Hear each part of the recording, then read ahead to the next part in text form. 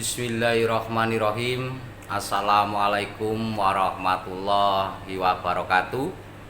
Salam sejahtera buat kita semua. Semoga teman-teman tetap dalam kesehatan, dimudahkan dalam segala urusan dan aktivitasnya, dilancarkan, dimurahkan banyu mili rezekinya. Amin.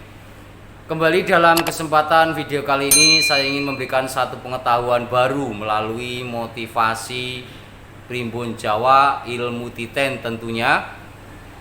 Dan saya berpesan bijak dalam menyikapi isi konten video ini.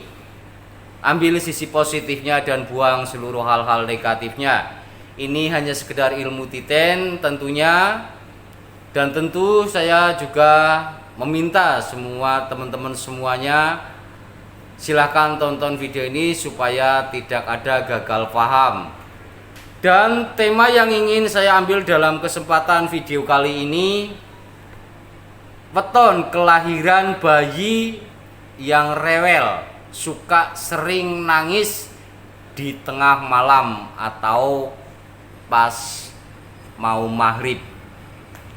Dan saya juga akan sekaligus memberikan solusinya. Terkadang setiap orang yang sudah mempunyai satu keluarga, mempunyai satu buah hati, yang tentunya buah hati lagi lucu-lucunya, kisaran umur 2 bulan, 3 bulan hingga sampai 6 bulan. Ini sering kali terjadi bahwa terkadang bayi tersebut menangis yang tidak henti-hentinya, bahkan dari mulai mau maghrib sampai maghrib, isya, bahkan tengah malam. Ini tidak ada henti-hentinya menangis dan terus menangis. Dan tentu di sini ada beberapa hal yang ingin saya sampaikan.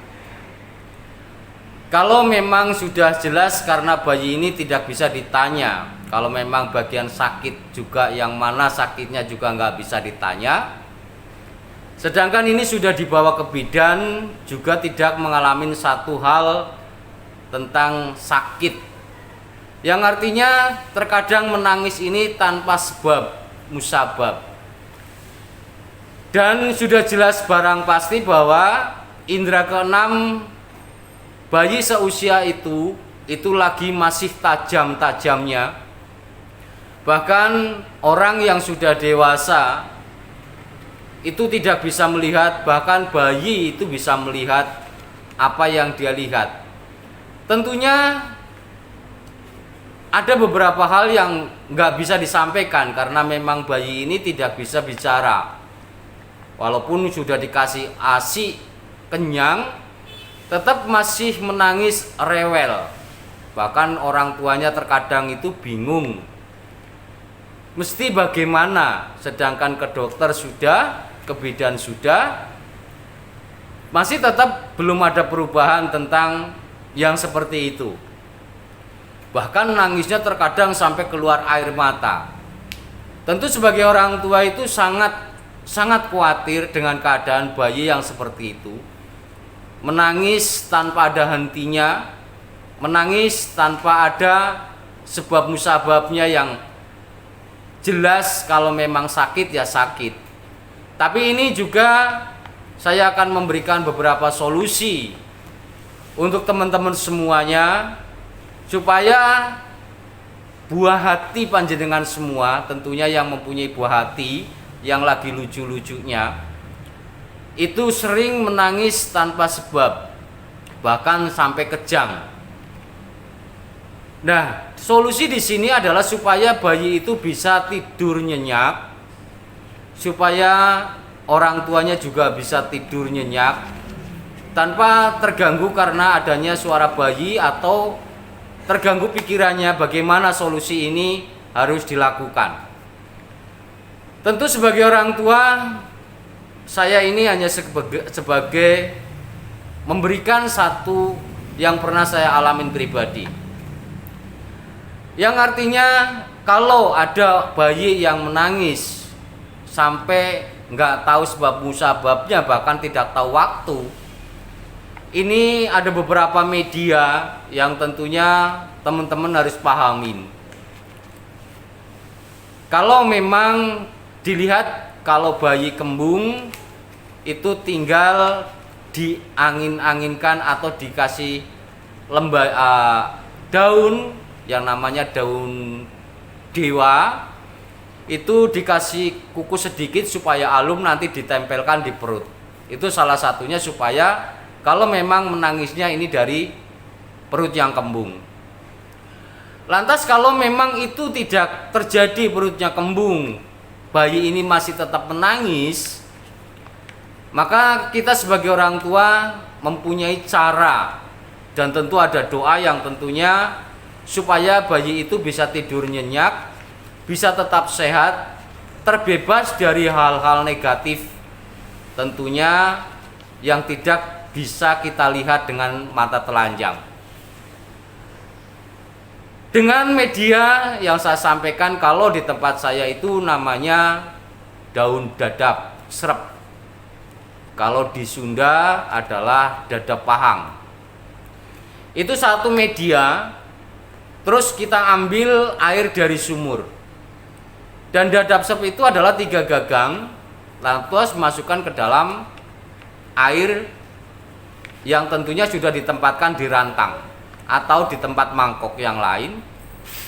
Dan itu dibacakan beberapa bacaan, di mana supaya besok bangun itu bisa buat membasuh mukanya atau kakinya.